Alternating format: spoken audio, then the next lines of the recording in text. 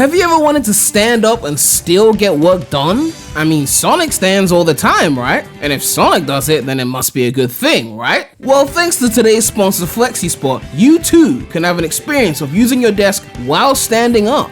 The FlexiSpot E7 Pro is a beautiful desk that can support the weight of all the things you put on top of it, and it can be used in a standing position or a sitting position. I mean, look at how high this thing gets. The E7 Pro can withstand up to 160 kilograms of weight. Its lifting speed is faster than the E7 and the E8, and the cable management is amazing with a nice under-desk cable management slot. And when you're feeling lazy and you're finally ready to sit down, the FlexiSpot Office Chair BS10 has got you covered, man. Adjustable headrest, modern lumbar support, multifunctional handles to adjust the tension of the seat height, and lock the backrest in multiple positions. So make sure to check out FlexiSpot, the links will be in the description, and check out their amazing Black Friday deals so you can enhance your office space. Alright, so as you already know, Sonic Frontiers was a huge success for SEGA. It sold crazy units, and of course it wasn't critically acclaimed or anything like that, but it got not horrible scores, and the fans seem to love it. Of course, the fans aren't a monolith, but it got a decent to positive reception from the fan base. Not a perfect reception, but it sold over 3.5 million units. So nonetheless, you know they're gonna talk more shit about the game and the future of Sonic in general and 3D Sonic. So we got a huge article from Famistu, and this article is being asked to people that were involved in Frontiers. Obviously, we know Father Kish, Morio Kishimoto, Daddy Kish. Obviously, he had his run from Secret Rings up until now. He didn't do Generations, but he's the director for Sonic Frontiers. And we've also got Sachiko Kawamura, who is the producer of Sonic Frontiers, who obviously has done a lot of things to the franchise. You can see visual effects designer and artist for Adventure 1, Chow assistant director, and lead Chow artist for Adventure 2. So I'm guessing she has something to do with the Cocos and Frontiers. And of course, she did designing on Advance 1 and 2. She's done some shit, okay? She's done some shit. A lot of this is special thanks, though. She got special thanks for Heroes. I don't know what she did, but she got a thanks. Art director for Lost World, art director for Generations 3DS, art director for main Generations. So she was actually involved in Generations where Kishimoto wasn't. Art director for Runners, and I think Runners had a beautiful art style. Anyway, you got a big Famitsu article that effectively is talking to both of them. So they're asking, the journalists are asking these two questions about Sonic and things like that. And of course, it's all fully in Japanese. So the translation is not perfect. So there's going to be a little bit of and on what were they trying to say there with imperfect translation, but we're gonna go through this article. It's a meaty one, okay, but we're gonna go through and see what we can expect while on Save with the Sonic the Hedgehog. So we'll get to all this right now. But subscribe to the channel already, please make sure to subscribe, okay? So you can see the headline here. Again, not perfect translation, but it said it sold a total of 3.5 million copies worldwide and sold more than 3 times as many domestically as its predecessor. They're talking about Japan, but I can go further. I guess they're saying they could do more. First anniversary interview looking back on the new horizons pioneered by Sonic Frontiers. Okay, so yep, it was released November 8th, and there's gonna be some things I skimmed through. I'm not gonna read every single word because there's gonna be a lot of shit that is, you know, not that important to talk about, obviously. And oh look, Steam Deck OLED. I just sold my Steam Deck today. I gotta get that OLED, I'm sorry. Anyway, a sense of speed as you run through beautiful grasslands, gimmicks, arrange your pleasant rhythm, ancient ruins, and the mysterious girl that's about Sage and a gigantic boss waiting in the end area. While retaining the charm of previous Sonic games, the gameplay has expanded and deepened. This game, which marks a breakthrough, as Richie. Okay, so they're giving the whole one excellence award. They're giving the intro. Create a new Sonic while inheriting the charm. The final free update. Yeah, so we know about that shit. Okay, so they mentioned Kishimoto and Kawamura, who are the people that are going to be in this interview, of course. So yep. He joined Sonic Team, Secret Rings, worked the Sonic Team, responsible for the Chow. So yeah, that's good shit. They've got table of contents. That's how you know it's a big interview. So they're talking about looking back on the past year, first anniversary of Sonic Frontiers. And Kawamura says, well, to be honest, I want to go even more. I think I should be able to go. So I think they want to sell more units because they're saying it sold 3.5, but it wants to do more. Father Kish said, they achieved the sales of 2.5 million copies within 4 weeks of release. It's not unusual for the Sonic series to reach 2.5 million units cumulatively, but achieving this in just 4 weeks is the fastest record. Okay, I think this is because a lot of people picked up the package right after it was released, and I'm honestly happy because I thought it would be like that. You happy because you knew it was gonna happen? Okay, I mean, the growth in numbers is different from previous titles, and Sonic is a title that will sell for a long time, so I don't think 3.5 million units is a big number for Sonic. Well, I mean, in recent years, it's kind of a big number for Sonic, but it could be bigger, yes. There's a level above that. Like, Sonic is capable of doing 10 mil. If they start putting out the heat, like big budget heat, they can do it. But, you know, let's talk about some other shit right now, okay? Especially like if they go the racing route. Like if they do Riders Ultimate and they really do it properly, they could move 10 mil plus with the Riders Ultimate. I don't care what anyone says. Mario Kart 8 has outsold every Mario game. Like, literally every single one. I think it's surpassed Super Mario Bros. 1, the original. So, and you know that shit be selling for dirt cheap off the re-releases. So, kart races are no joke. It brings in a wider market. Like, there's plenty of people that have never beaten any 3D Mario game, or maybe not even any 2D Mario game, but they play Mario Kart. It's just that thing, you know? Anyway, he still says he has the potential to grow. Kawamura says, yes, it's difficult to recommend a game from a year ago to people who haven't played it yet. Really? If the game came out a year ago and it's fire, why wouldn't you want to play it? I don't get it. But many players are talking about Sonic Frontiers because of the regular updates. Also, Super Perfect Battle has just been released, so I think it's a chance to play it. Is that what they're calling the Final Horizon? Is that like some horrible translation of Final Horizon? I'm guessing so. The Sonic series is originally a title that is played more in North America and Europe than in Japan. But what did you think of this title? Mother Kawamura says, as you can understand, sales for this game are higher in North America and Europe. However, this time, we once again set up a strategy to sell Sonic in Japan and created the game itself with the goal in mind. Due to this, the number of units sold in Japan is currently about 3.5 times higher than that of the previous work. Although Hajime Kawamura's numbers aren't that big, I think Japanese players, especially those who aren't interested in Sonic before, were able to play the game. Kishimoto says, one of our goals for Frontiers was to make a game that would appeal to Japanese game fans as well. I'm very grateful to producer Kawamura as he took the concept of the game into consideration when it came to PR. I think this is a big step forward, proving that we can actually increase sales in Japan by creating game designs with Japan in mind, not just Europe and America. I think the reason why we won the Excellence Award at the Japan Game Awards is because we were able to reach out to game fans in Japan. Were there any other goals you were aiming for? So let me just talk about this point for a sec. It's very interesting that Sonic has been flopping in Japan, but this game in particular, because they designed it specifically to cater to the Japanese market, it's doing so much better in Japan. It makes you wonder what is different about the Japanese gamers that Sonic before didn't appeal to them, but Frontiers appealed to them. It can't be because it's open zone, right?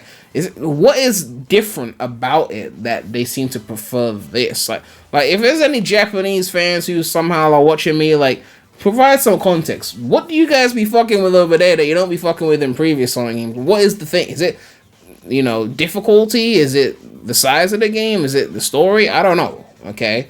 Because to me, who's not from Japan, when he says they made the game the idea that they wanted more Japanese players to like it, it sounds like they cared less about everyone else, right? But maybe there's a way to satisfy both sides. I don't know.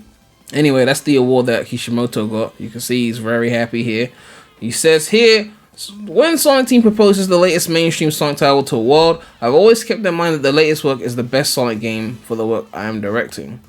I think he means that the goal is that it should be the best game, in the series, basically. So his goal is like, okay, here is the bar. This is Sonic Heroes.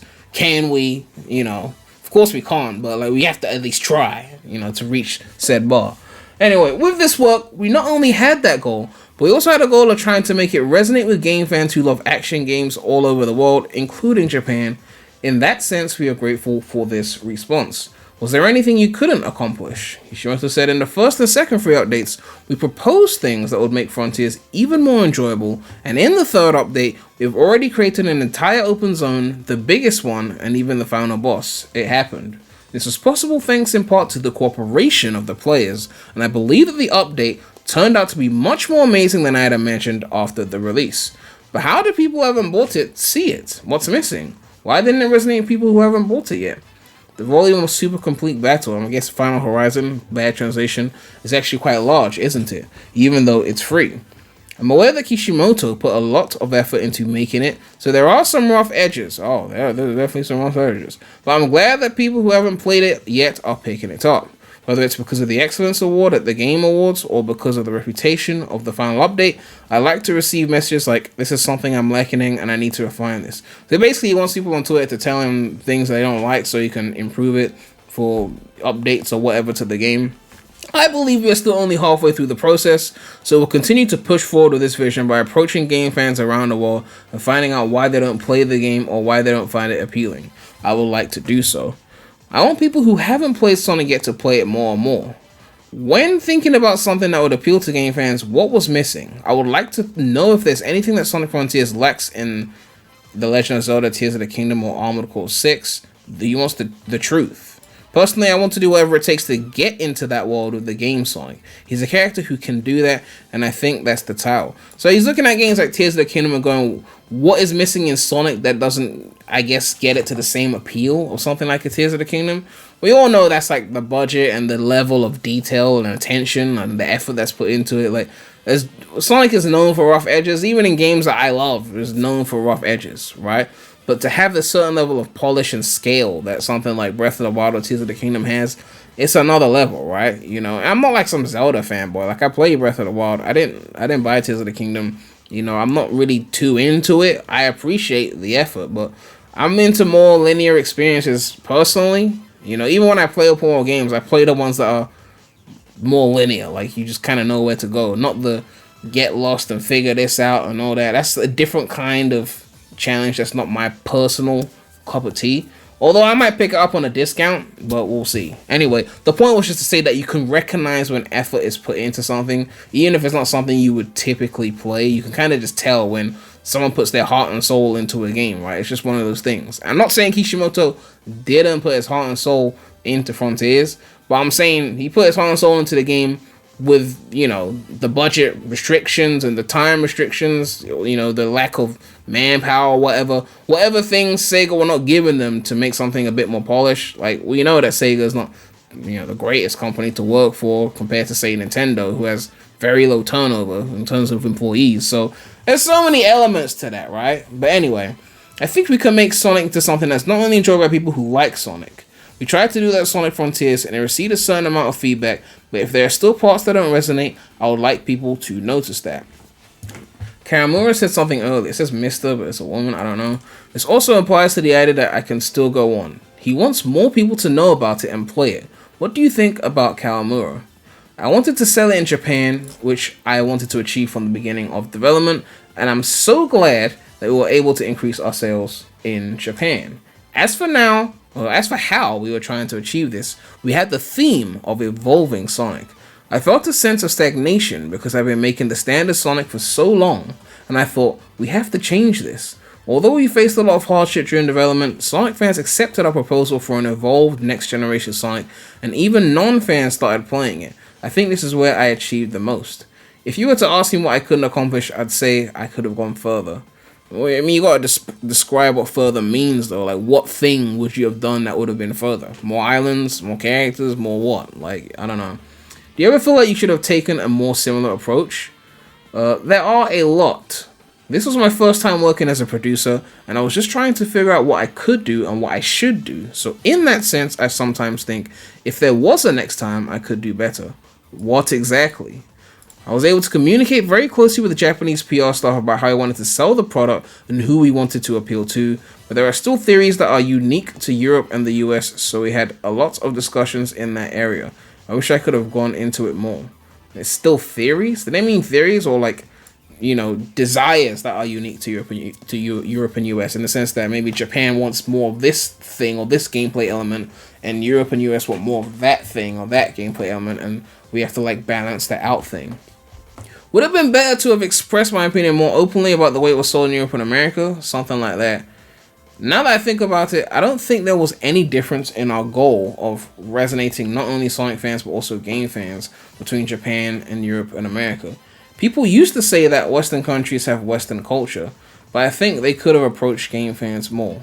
After hearing your story, I realized that the title Sonic Frontiers is a good title, as it has the meaning of taking on new challenges and evolving. How did you decide on the title? What was the original title? Like, for the working title for the game? That we all... Rangers. Yeah, that was the original. I forgot about that. We knew from the beginning that we wanted to have a unified title for worldwide, and while the development team came up with an idea, we discussed it with series producer Takashi Iizuka, and Daddy Zook suggested, how about Frontiers? Iizuka has been in the United States for a long time, so he chose the words that would best convey the nuance he had envisioned in English-speaking countries. Okay, we're going to a whole nother topic, apparently. I think it's a whole nother headline. Let's switch out the music. Approximately 1 year of free updates has been completed. What was the schedule for the 3 updates that took place over a period of about a year? Kishimoto says, as I mentioned earlier, the 2.5 million units sold within 4 weeks of release is the fastest record in the Sonic series. Seeing the M word, we decided to make updates at the discretion of producer Kawamura and upper management. We had plans for updates before the game's release, but we originally envisioned it as a compact version of seasonal updates such as Halloween. So like some Sonic Runner style, like just seasonal shit. I think it's thanks to everyone's support that we were able to make aggressive updates that greatly evolved the game and enriched the gameplay. So basically it was kind of like, we're going to do some basic bare minimum shit and then just lock the thing off. And then it was like, hold on, shit, 2.5 million sales in 4 weeks? Maybe we should actually support the game? Oh, shit. And then they did bigger updates. That's what it sounds like. I mean, it sounded like they were ready to just Team Sonic Race and dust the shit off the moment it was out. And I was like, oh, people buying the shit? Oh, okay. I guess we'll do... Because like the leaks were saying that we're going to get Superstars DLC next year. But if Superstars don't move the units, we might never hear about it. It might just go ghost. That shit might be Swayze. Like, anyway, the numbers were good. And the feedback from people who played it was also a boost. Pun entirely intended. Kishimoto said yes. Kawamura said the biggest hurdle for this work was whether the new title would be accepted by the fans, but the fact that it was accepted was a huge success. Also, since SEGA values the relationship of trust within the fan community, the company is also recommending updates to strengthen the relationship with fans. However, I think it was a pretty big decision that they allowed us to do a free update of this scale. When I actually played the game, I was surprised to find out that this was a free update and not paid DLC. Does the reason why such big updates were made on such a regular basis mean that the company was thinking about valuing the support of fans and the fan community? Kawamura said that's right. I believe that in the future, games should not just be sold, but should instead build relationships of trust by responding to the voices of fans. I'm still surprised they made that a free update, because they know Sonic fans would have paid. They know, right? But... you know, I guess they figured it would entice more people to buy the game, plus they were able to finish things that should have been in the game at launch as well. So I can see why they made it free, but I am surprised they didn't charge for it when the same Sonic team was trying to charge us for Super Sonic in like 2017 with Forces. Like in the same year that Mania came out and wasn't charging additional money for Super Sonic, they were really trying it. Like they were desperate, but it's kind of funny. But it says the game industry has changed a lot since it became possible to download and patch games. Oh yeah, for sure. Home video game titles are also becoming more like managed titles. And looking at this situation, we have to think about how much we can appeal to or provide services to our Lord and Savior, the Sonic the Hedgehog, since it has a large fan community. This place is also very important. The latest work, Sonic Superstars, oh here we go, The Mid, was released on October 17th. Does this mean that the 2 films were in production at the same time? I think it's supposed to be games. This is what Superstars, alright? Not 2 films, alright? Sonic Superstars was made by a partner company, Arzest, so it wasn't an in-house production line, of course.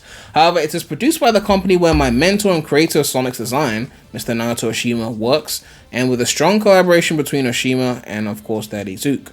Recently, new Sonic games are being released at the rate of about 1 per year.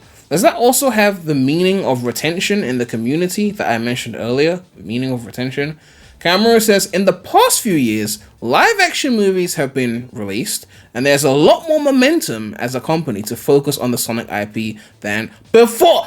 Oh my god, I've been saying this shit. I said this was the multimedia era for a reason. I told you people, the reason why we had the drought in the 2010s is because they didn't think Sonic was viable anymore. They were letting that shit rot on the side, trying to get some big viral games like Yakuza and whatever the fuck Sega had. And then the movie came out and they were like, Shraggy? Like, people still give a fuck about this Blu-ray? Shit, we're about to make some more games then. This is why we are getting content at the rate of the 2000s again. This is why I was so mad about the drought, because those of you who were too young to remember the 2000s, when the content was onslaught in every fucking year, this is exactly what I was saying. That's what we were getting before. And it's coming back again. We're getting the content onslaught. Ever since the movie, they're like, shit, we need to put things out every year, keep the momentum going. And just like the 2000s, not every single thing hit. There'll be a hit, there'll be a decent game, there'll be a mid game, there'll be a bad game, and it was like a cycle. But you were getting shit. They were throwing shit at the wall and seeing what sticks,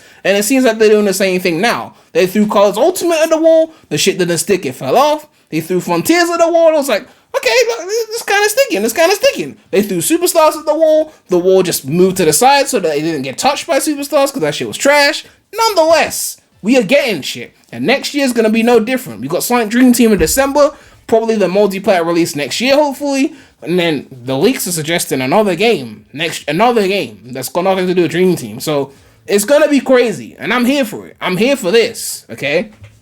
It's easy to see if you look at the SEGA booth at last year's and this year's Tokyo Game Show, but we put a lot of effort into Sonic. In this vein, the company's intention is to expand the number and lineup of titles to further increase excitement. It doesn't mean that the pace of releasing one game a year will continue in the future, right?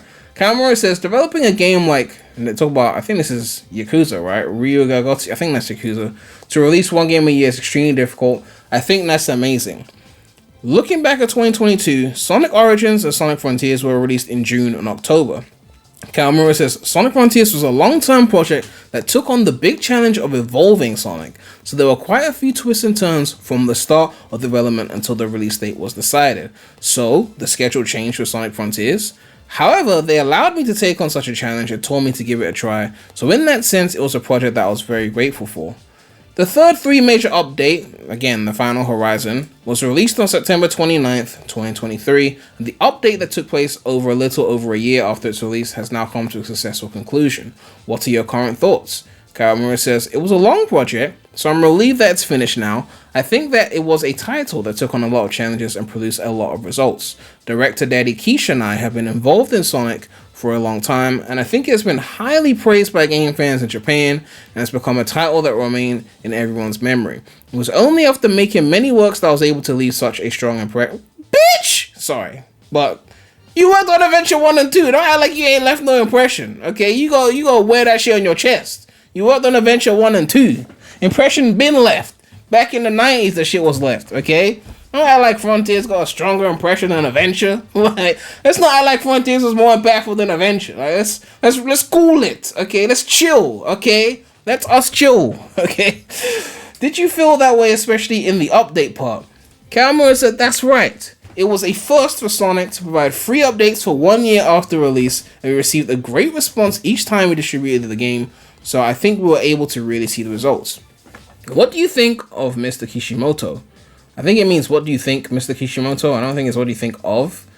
Kishimoto answers, we have updated the game 3 times since its release, and the past year has been really fun. Of course, there are some fun moments when we're making the final version, but the year of updates was full of fun. On the other hand, it was a lot more difficult than when I was making the product version. So I guess he's saying that making the update was harder than making the main game. My thoughts after completing the last update was, it was a lot of work, but it was a lot of fun. Could you tell us about the fun and difficult parts of the development process? Kishimoto says, when I was working on Kishimoto Update, the fonts and everything are all messed up because of the translation. That's why it looks so messy. Nakamura of the previous work Sonic Forces, oh, we know him, was doing a countdown to the release on Twitter, currently known as F, and I started using Twitter after seeing that. We received a variety of feedback, opinions, and requests from our fans, and we realized that our customers had high expectations for the 3 updates that we'd originally planned. Well, given that you were on Twitter and they were like sending their wish lists and PDF documents about how Sonic should be and send them all to Kishimoto for him to read, you can imagine. And every time you'd see this shit, you'd be like, we'll take this into consideration. Every Sonic fan thought their wet dream was going to end up in the game. And I'm sure a lot of them are upset that they didn't get exactly what they wanted. Although he did implement quite a few things, like the spin dash and things like that. But yeah, thinking about how me and Sonic Team would receive an output that was completely different from the way I'd created games up until now. Before, you just kind of did what you felt like doing, and this time you were like just listening to Twitter, so it's definitely going to be different. As we receive the messages we receive every day, we are guided by the message. Oh, that's kind of perspective approach and idea. How do we interpret those messages and release them as an update to Sonic Frontiers? And I'm watching the game evolve as a result. In the production of the main story, it was just the pain of birth. The what? The what? What? But this time I felt the joy of nurturing something that was born. Oh, so he's using like birth as an analogy. So he's saying like making the main game was like giving birth, like the pain of like stretching out your, to give birth, but then making the update was like, I guess, taking care of the newborn. So like feeding it milk and like, changing his nappies and shit, like wiping his ass. Is that what he's saying? Like, okay then. I mean, that's an analogy if I heard one. What was the big deal? Kishimoto says, the original idea was that the update would be a bit smaller. They said that before. Content I'd originally envisioned was by no means inferior to other titles, but everyone's impressions and opinions were very appealing, so I told a lot of people at the scene, if we do this, it will definitely be interesting. I consulted it. And as a result, I ended up choking myself. What? It turned out to be a bigger work than I expected. So you started choking yourself? Kishimoto, we don't need to know about the details of your S life, okay? We already saw some, okay? We don't need more, okay? Whatever you want to do to yourself in your own time, whatever part of your body you want to choke, Kishimoto, please. You can keep that to yourself. There were screams from the field. See, we didn't plan to go that far in the beginning, Kishimoto-san. But the open zone still has a lot of potential, and they said this isn't a matter of trial and error. I decided to do it because it would be really interesting. After that, everyone on the set became positive and said, let's do it. So it was a really exhausting but fulfilling year. Mr. Kawamura, as a producer, did you ever apply the brakes? Kawamura said, not at all. Powerful. Since I'm Kawamura, director Kishimoto just said, we went too far, and I'm just saying, it was as planned from the beginning. I don't fully understand what they're saying here. We listened to our customers and communicated with our fans through games, so there was no reason to stop doing that. I won't stop it, but I want people to say it's going according to plan. Kishimoto said there were some issues, but the main premise was to always meet deadlines. Of course, it's SEGA, right? They ain't pushing no shit back. It's all too obvious for a professional, but he definitely did it. The amount of supplies increased more than originally expected, but it was expanded to the maximum within the scope of the amount of work that Mr. Kishimoto had calculated. Kishimoto said, well, for example, I don't have the idea of pushing back the timing of update distribution to make things bigger. However, when it came to things that Sonic Team and I could do if we tried harder, I encouraged them by saying, it wasn't what I had planned, but let's do it, and I never did it haphazardly and did what I could. It's not like that. Kawamura says, there were no requests for an extension of the development period. We asked them to think about how to make ends meet within their capacity. However, all the development staff worked harder than expected. So, probably a little bit of crunch and, definitely no extending of deadlines. Yeah, I mean, it's kind of the limitations when it comes to, like, SEGA. Like, the deadline is everything. Like, within the capacity and reach and budget they'll do whatever they can do. I mean, it was a free update. They probably weren't going to go an extra mile when Sega's like, we ain't making no extra bread off of this. It says here, as a producer, I didn't put any brakes on it. I supported it. Kawamura said, that's right. I was just watching over them. All right, we got a whole nother topic here. We got a whole nother headline. Let's just keep switching out the music then. Free update, third super complete battle. This is the final horizon. That's the translation. Look at Tails with his angry face. What are you gonna do with that wrench, Tails? The fuck you gonna do?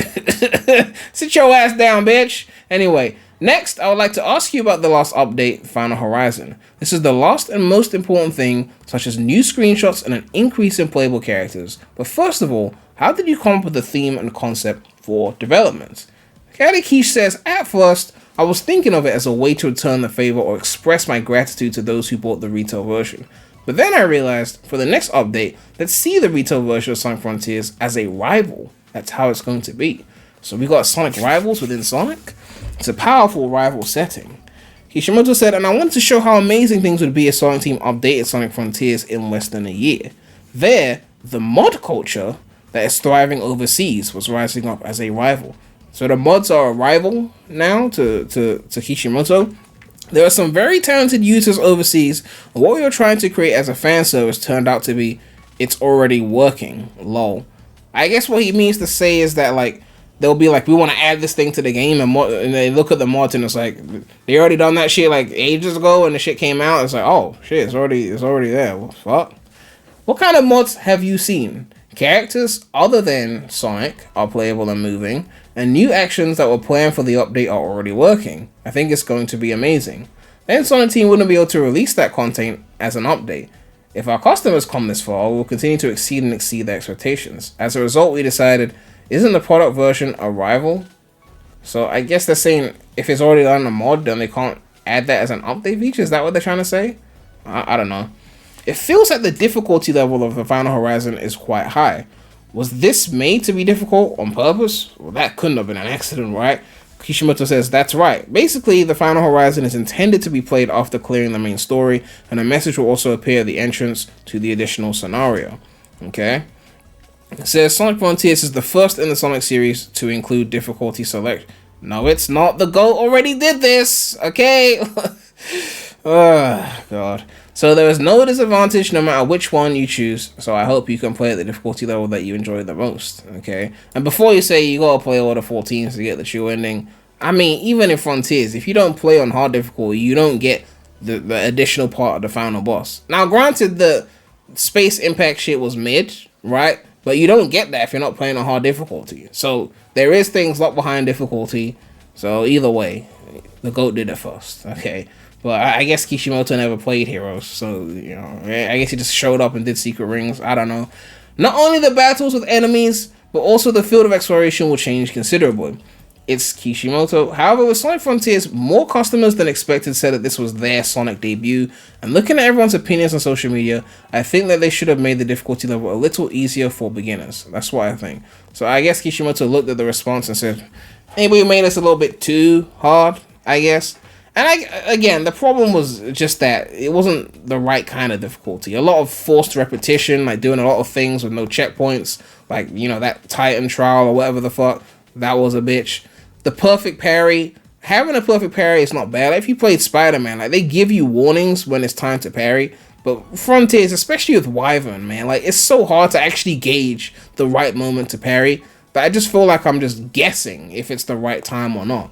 Whereas with a perfect parry in a game that has good visual cues, you know that it's still going to be hard to hit a perfect parry, but at least you know when you're supposed to press it. And if you don't press it in time because, you know, you're a human, you're not always going to get it in time, that's cool. But you could practice something like that. It's just a lot harder with something like Wyvern to know the right exact moment. So things like that are annoying. As I said before, when it comes to Final Horizon, I would have preferred if it was just like just the Titans on its own with the supersonic part. None of the build-ups, none of the running on the fucking red platform, you know, and maybe some checkpoints from Titan to Titan would have been nice. But if it was just the supersonic part, I could even still justify it, even without checkpoints. But I've already done a whole review on this. I don't want to get fully into it again. But, you know, difficulty is a slippery slope because you got to do it in a way that's still relatively fair. It can't just be bullshit, right? It has to be, like, well-designed difficulty, and it scales well when you lower the settings as well, you know. But anyway, it says, if you fail the tower trial several times, the time limit will increase, right? Kishimoto says that's right. If you fail repeatedly, the trial will automatically become 2 steps easier. Oh yeah, I remember that on that one where you have to salute the enemies and defeat like 4 of those things. If it would try and lower the thing for you and you have to like switch it back or make sure it doesn't lower it, I think, yeah. It decreases every 6 times, but if you fail 12 times, it will become the easiest. I don't like when games do that. Like, at least, like, if it does it automatically and doesn't tell you. I can't remember if it was automatic, it's been a while. But if it warns you and you can turn it off, then cool. But if it does it without telling you, that's annoying. However, some customers may have lost their minds before playing the game for the 12th time, or may find it difficult even after playing the game for the 13th time. I think I should have lowered it a little. Would Kishimoto-san have any advice for players who are having a hard time conquering the Final Horizon? By the way, I haven't even been able to defeat the boss. So the interviewer like, bitch, I ain't even done this shit yet. Well, what's going on, Kish? So he says, basically the thing that gets stuck in the additional scenarios is not the difficulty level, such as the enemies being tough or the attacks being harsh enough to take you down.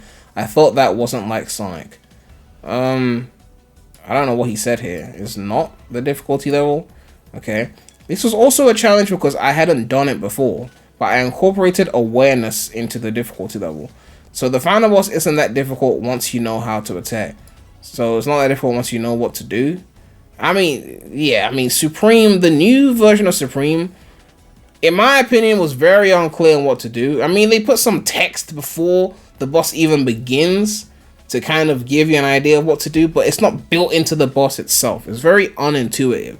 So many people were trying to do the new Supreme and were asking people how to do it. I was on Discord mid-boss, like, asking Sonic fans, like, what the fuck? How'd you do this shit? What am I supposed to do? Oh, you're supposed to side loop that thing. Okay, I've done that now. Oh, no, you're supposed to side loop that thing now. I'm like, how the fuck was this clear?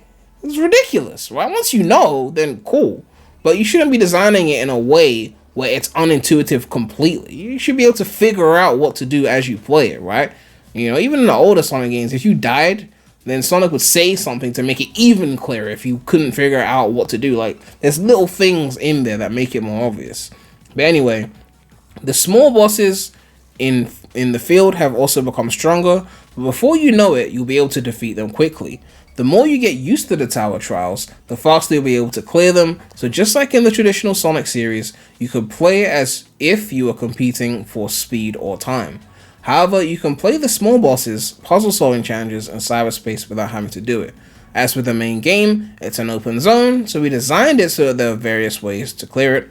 However, when it comes to training, we want players to experience the feeling of gaining new powers through trailing, so we made the tower trials a must clear in the story. That's why I never aimed for a play feel that felt like a death game, but I do have some regrets about whether I was a little too strong in my desire to do so. Alright?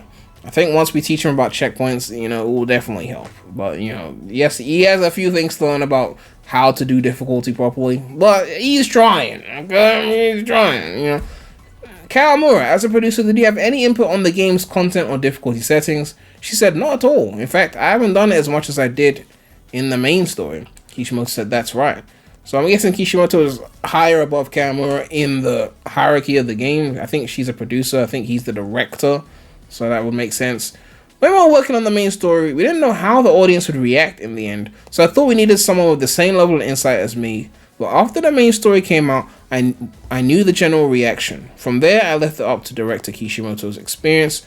However, I know that the overseas mods that I mentioned earlier are amazing, so I can totally understand the feeling that Sonic Team has to surpass this, and even if they release a character that's just a slightly different appearance, it was a natural that fans wouldn't be surprised, so I think it lived up to expectations.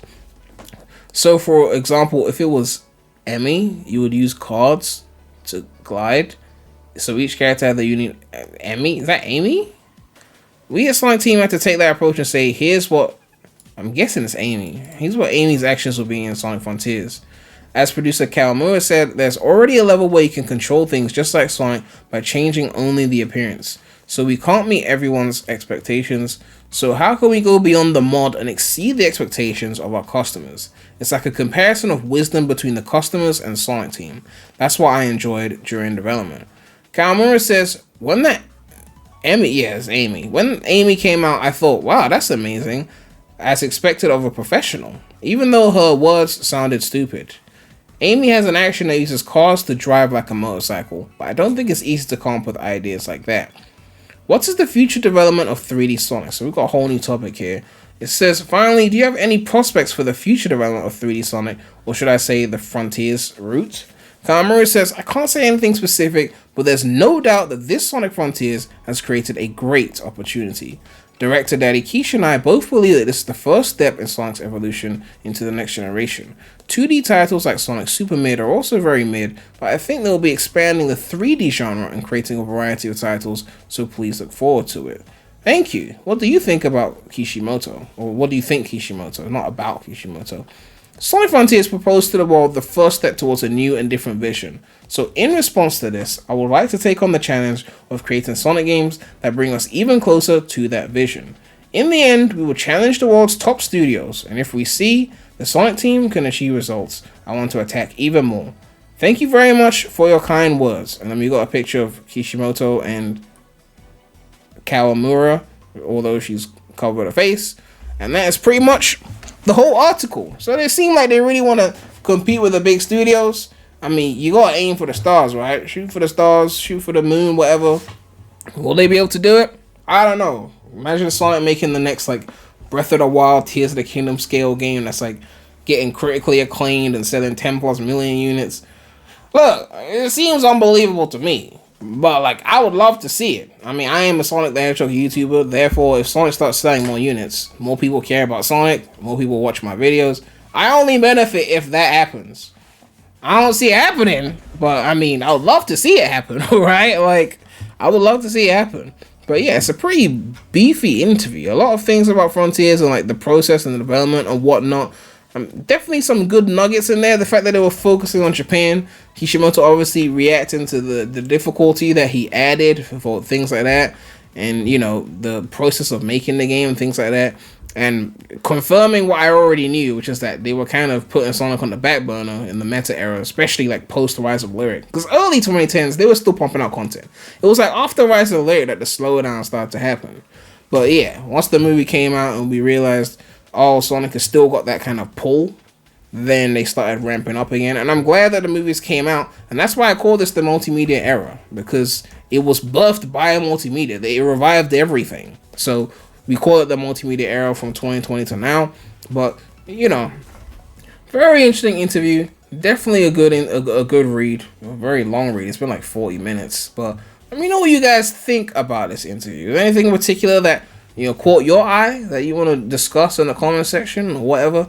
Do you enjoy Final Horizon? Do you think Kishimoto did his best? Do you believe that they could, you know, tackle the big studios? I'm guessing they're talking about like Zelda, Mario, etc., or Armored Core 6, very specific thing. The fact that they're seeing mods as rivals now, like, because they need to do better than the mods, I find that very interesting, because there's so many good mods that, you know, there's a lot of work there if you really want to like start tackling the mod community. But yeah, let me know what you guys think about all of this. And of course, a big shout out to all my channel members. If you want to become a channel member, you can click the join button next to the subscribe button. Be a make sure to like, comment, subscribe, hit that bell. More content coming soon to the channel. But that's all I have to say right now. So, Premy out.